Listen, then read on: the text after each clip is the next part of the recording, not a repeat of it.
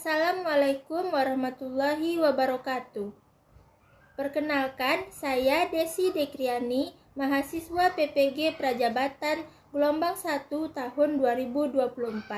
Pada kesempatan kali ini, saya akan menampilkan video pembelajaran micro-teaching dengan menggunakan pendekatan Culturally Responsive Teaching atau disebut juga dengan pendekatan CRT.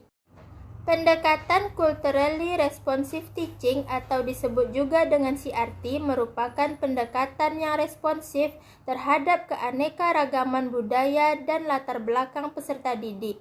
Untuk lebih jelasnya, marilah kita simak video pembelajaran berikut ini.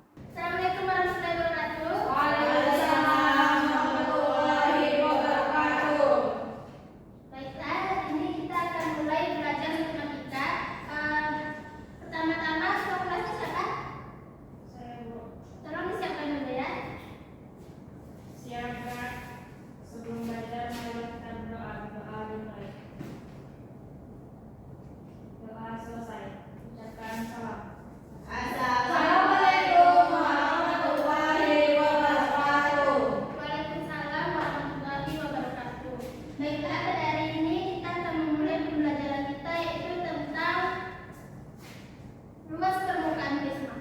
Sebelum kita belajar tentang luas permukaan prisma, pertama coba saya dulu. Dwi Ratnawati, Romega, Rara, Hadir Bu. Suci Mayanti, Bu.